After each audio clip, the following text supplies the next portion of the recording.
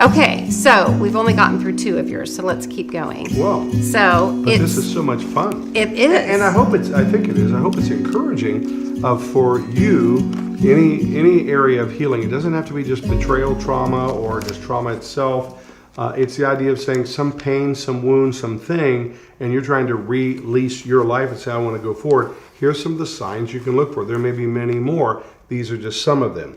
Am I stuck when we talk about the stages of grief or the stages of trauma? Am I stuck in any stage of grief? You'll know it because you will cycle. You feel like you're in a cul-de-sac. Because I keep going around and around and around. That looks like, or I keep going forward. I go boom, right back, like gravity. I tell people that gravity is like depravity. They both pull you down, right? So it's like I keep coming back and I keep coming back. Okay, so notice that.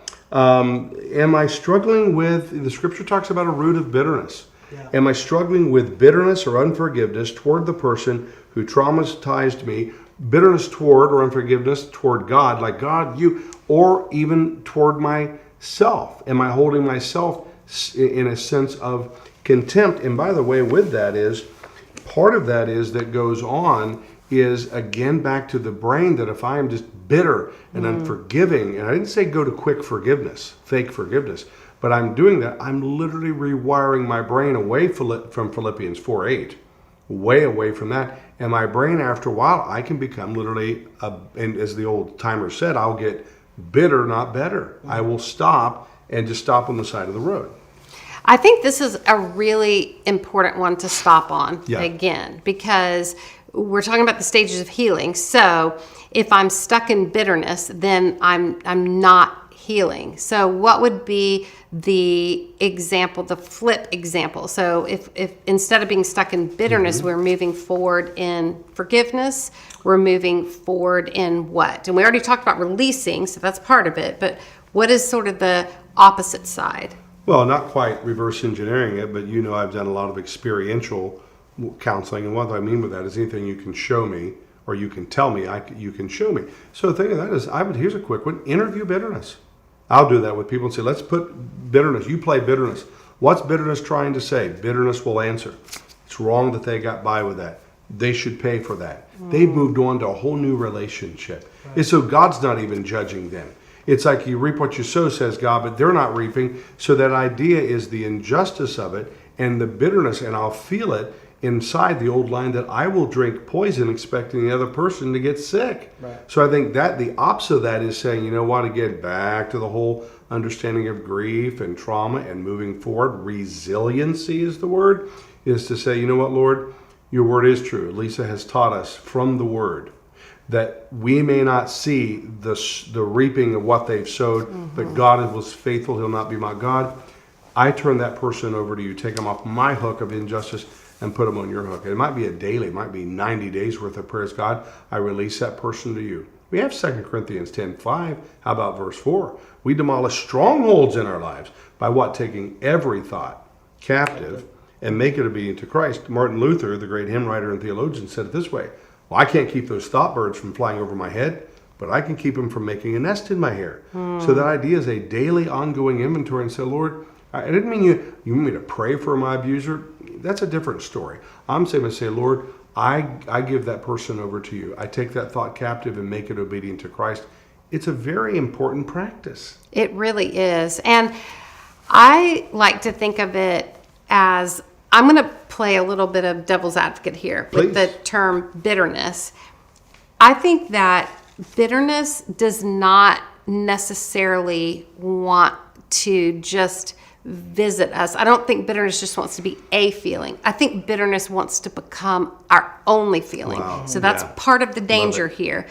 But playing devil's advocate, sometimes we can really just look down like, oh, like that person's so bitter, or, just bitterness is consuming me. And I think we need to remember that bitterness doesn't often visit cold-hearted people. Bitterness often wants to visit people who have dared to throw their arms open wide and love deep, so they got hurt deep. That's right. And it's in that space of emptiness that's created now because of the loss that we have to decide, what are we going to fill that space of loss with, because loss is a hunger. It's like a black hole that wants to pull something in to fill it. And it's our choice to fill it with bitterness, right? Or we can fill it with things that will lead us on to becoming better, not bitter, and toward healing. Some of the verses that I've been studying lately, just to remind myself, like, this isn't just a feeling. It might actually be a scheme of the enemy. Come on. Yeah. And so as I go through the Bible and I look at when are times where people were feeling bitter, or they just couldn't release the anger over a situation, or unforgiveness, I'm just going to read a couple verses, and I want you to watch what's always paired with this verse. In Genesis chapter 4, when we see the first sibling rivalry between Cain and Abel, Abel brings an offering that was pleasing to the Lord, and Cain brings an offering that was not pleasing to the Lord. And eventually what happens is Cain lets his anger overtake him, and he kills his brother. In between Cain getting angry and then reacting from his anger and killing his brother, the Lord actually comes and has a conversation with Cain. And it says it in Genesis 4:6. The Lord said to Cain, "Why are you angry? Why is your face downcast? If you do what is right, will you not be accepted? But if you do not do what is right, sin is crouching at your door. It desires to have you, but you must rule over it." So we see those feelings of unresolved anger, those feelings of like bitterness. This isn't right, that the Lord accepted his and not mine, and that it's like blood in the water that draws sharks near. And so when someone has traumatized us and we hold on to bitterness, what we're really doing is allowing that trauma to hurt us again and again and again, because now sin is crouching at our door. And it's wanting to have us. And so the Lord is warning him, like, you must rule over this. Like, you didn't have the opportunity to prevent the original trauma from happening. That's right. But you can absolutely rule over how it affects you and not let sin overtake you. Then another example is in Matthew chapter 6, where the Lord is teaching us to pray. It's so fascinating to me. As part of the prayer, in verse 12, Jesus teaches us to pray, and forgive us our debts as we also have forgiven our debtors. Verse 13, and, so it's a connection, and lead us not into temptation. Lead us not into temptation, but deliver us from the evil one. Again, dealing with forgiveness, and then sin is crouching at your door. Again, there's going to be a temptation there. It's like those things seem to be very closely connected. Even as I turn over to Ephesians chapter 4, verse 26, it says, "In your anger, do not sin. Do not let the sun go down while you are still angry, and do not give the devil a foothold." Again, the devil is going to get a foothold if you lay in your bed and let that anger overtake you. And then the last one here is found in 2 Corinthians chapter 2.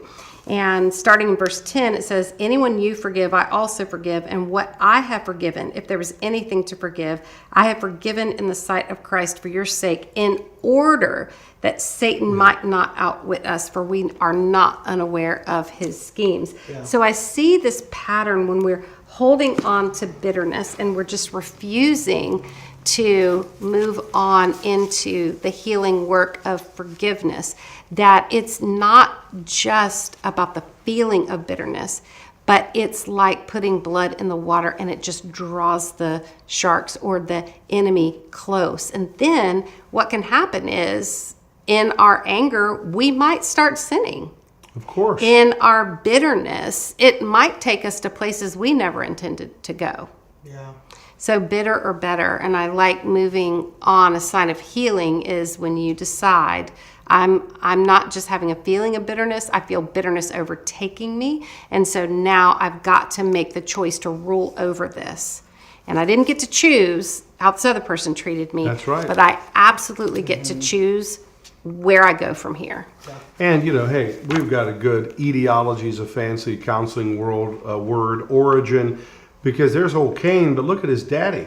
When God came in the garden and said, "What up? What's happened down here, dude? What'd you do?" And Adam said, it's that woman. Eve blamed the devil, the serpent at least. And then Adam said, it's that woman that you gave me. Cain did it. Cain did it here. The idea of I believe most of the time. Dare not say with Dr. Joel here all of the time.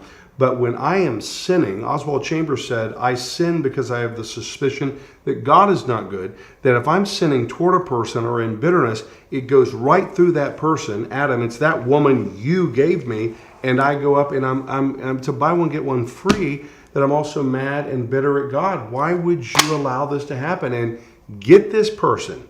Where's some justice? I mean, bring it today. And in our culture today, where you can't turn the TV on, we're not talking about injustice or justice. Yeah. So that piece is from Adam on.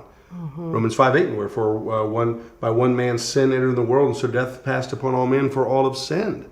So that whole idea is to go, it comes in us naturally. It starts way, way back that we're mad, and I want to just honor an agreement of the thing of the only three enemies I see in the scriptures, the world, the flesh, and the devil. And the idea, I take it very, very seriously that I'm giving, back to what you did in Ephesians, the devil a foothold. I'm like saying, come in here, you and I will almost have an agreement with what goes on, and not knowing the whole time that this person perpetrated me, they've hurt me, and now I'm joining up in Satan, who is the accuser of the brothers and the sisters, and he's perpetrating me. Yeah, Paul's language is the powers and principalities. Powerful in stuff. Ephesians. And it's interesting you say those three enemies, the world, the flesh, and the devil. I would expand the devil, and I know that's what you meant to say the evil powers at play. And interestingly, and this is all Paul's language, these evil powers at play are working in what? The flesh and the world. Right? And so we just have to be aware. The other thing that I thought of is with the Adam story and even Cain, ultimately what we have is a deflection of responsibility. That's so big. Bitterness ultimately is a deflection of some sense of responsibility for what we can own or what we can't own. It's a walking away of honesty. And what God wanted for Cain, when his face fell down, it's a Hebrew idiom for anxiety and depression. That's what that means, when his face fell. When that happened, God actually intervenes to protect Cain from the outcome that he knows is possible. And so we will never be tempted beyond what God will step in and help us to get out of the temptation. And yet there's still human agency. There's still human responsibility that we have to act upon. And, we've talked about this word justice too. There is absolutely a place to identify this is a wrong in this world. I think we have to be careful that then in our experience with that, and even in fighting to make wrongs right, that there's a right way and a wrong way to do things.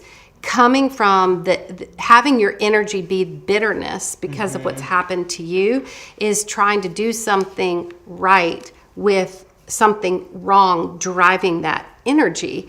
And so we want to get right outcomes, but we want to move through it in right ways, in healthy ways. And so we're not saying that we can't fight the wrongs of this world. We're saying don't let the energy behind that or the motivation behind that to be bitterness, because that's trying to do something right with this wrong behind it. Yeah, and nor is it for me being very vulnerable. We've all been vulnerable on this program before, but there are days I clearly have bitterness. But at that moment, I don't let it just linger. I say, okay, every moment of bitterness is an opportunity to go vertical with God and say, God, you're God and I am not. So the bitterness comes. I'm not worried about total eradication of that. But when the bitterness comes, I can look and say, Lord, once again, I surrender to you. They did get by with it. Yet I know with your truth, God, they didn't get by with it. It feels to me like, and the more I'm just watch, that's prayer. I'm talking conversationally with God. Suddenly I go, wake up, and I'm like, I don't feel so bitter. He says, yeah, tell me more. God says, bring it to me. That's back to Philippians 4 again. Your anxieties, whatever you've got, bring them. Your petitions, bring your petitions. Say, God, this feels unfair. I see David landing in those imprecatory psalms so many times, like, what are you doing, God? And then at the end, you're God and I'm not. And that piece is, so I'm not going to eradicate all bitterness, but when I see it, I say, Lord, that's an opportunity to go vertical with you. That's so good. I think for me too, when I feel these feelings of bitterness, I will often say to myself, this is indication that more healing needs to happen. Oh, wow. And so it's not wrong for the bitterness to come up in me. It's that I don't want it to go down in me and become a root of bitterness that becomes a driving force in my life. That's what we're calling these road signs of healing. Is the bitterness comes up and I go, okay, it's there. And that's a sign I need to do some more healing versus I'm going to get off the exit here at this roadside and go over here and just pout or, blame God, blame myself and whatever else. And I should have done things differently. Wish vengeance on the other person. It's like, okay, you've been there a little bit. Just get up. You remember that exit at the top of the hill? Over past, get back down the interstate where we get mile markers for healing and say, Lord, I'm kind of done. I need to get here and come out of my gourd, like Jonah or something. And say, Lord, I come out of my gourd there and victim mentality and poor me, not being rude to yourself and saying, I need to get back in. All right, Lord, let me get back on the highway and keep moving. Recovery, grief, all of it, whatever you want to call it, healing is always inviting us to go forward. You don't even have to do that much. The big thing is notice where you get stuck. That's why I said, are we stuck? Another one, am I connecting or reconnecting with, safe people? Most people aren't going to therapy. If you want to, great, I believe in it. But am I connecting to safe people who will remind me of who I really am? My release on life. This is who you really are. Will they say, I hear you. I do the hub, I hear you. Hey, I understand you and I believe you with what's gone on. Will they connect both in my pain and my healing, calling out the best parts of me? Maybe they've shared how they've healed. If it comes to it, sought out some good therapy. You can read, and all those things are good. But maybe you're at a point, I just need to get someone who's here who can help really guide me a little bit deeper down the line. A big one is, seems so simple, but how am I doing with my own self-care? How's my sleep? Am I up on the internet 40 hours a night trying to say, I hope that person gets paid back or whatever? Am I neglecting my health mentally, spiritually, emotionally? That's a big part of my healing is where are my proactive performables? Where am I showing up in the show up place to say, here's where I am spiritually. Emotionally, I'm doing here. Physically, radical self-care. That's so good. And I think along with self-care too is what am I doing to move myself in the direction of healing? Absolutely. And sometimes, like I said earlier, it's harder to see the emotional healing. So am I moving myself toward more physical healing? Am I moving myself toward more spiritual healing?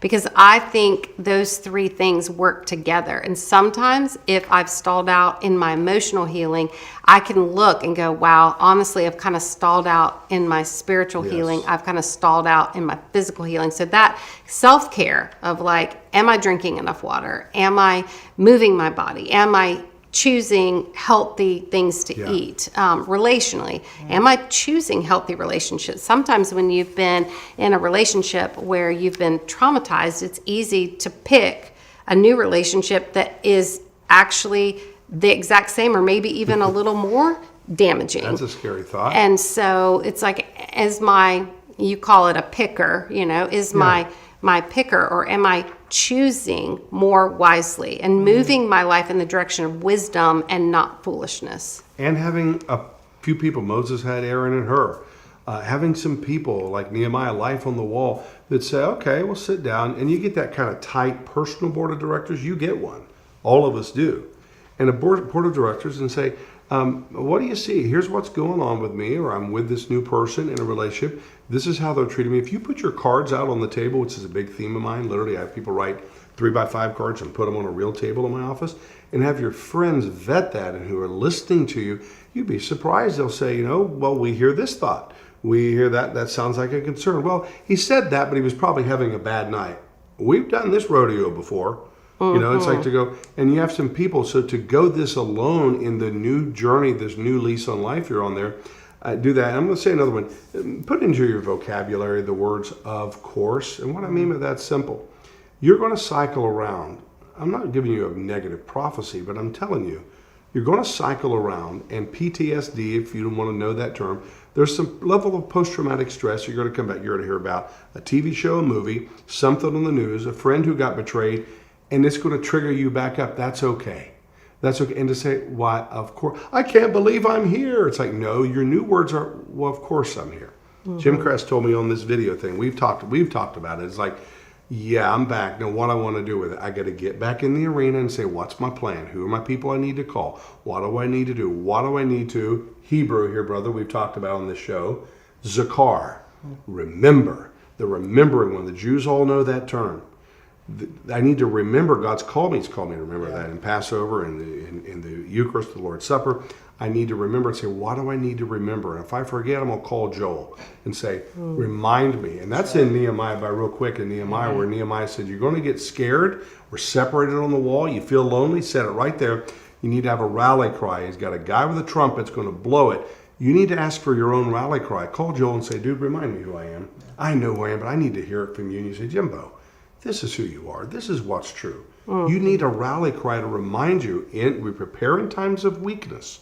Start over. We prepare in times of strength for those coming times of weakness. And if you feel this coming on and you're getting off the road of these healing pathways, call somebody and say, tell me who I am. Remind me. Yeah, so good. That brings me to, obviously Genesis, everything goes back to Genesis 1 and 2. Of course. But Adam and Eve, why was it so necessary? We've talked about this often. Why it's so necessary for the one thing that was not good of all of creation, for Adam to be lonely, to not have a partner. And I think it's because of this, Jim. Yeah. Because he couldn't look at the animals and see the image of God and the glory of God and the presence and promise of God.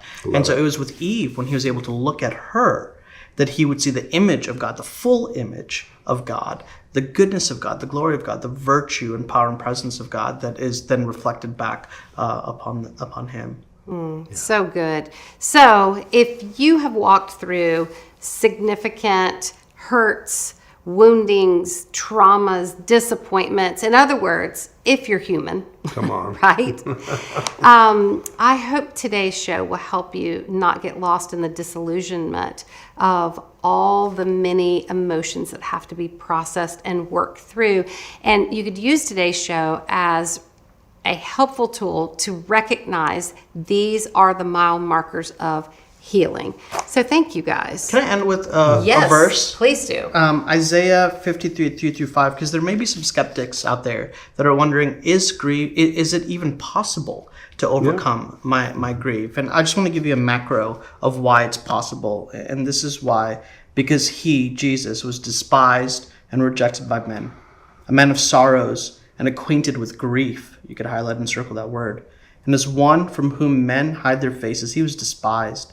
And we esteemed him not. Surely he has borne our griefs and carried our sorrows. Yet we esteem him stricken, smitten by God, and afflicted. But he was pierced for our transgressions. He was crushed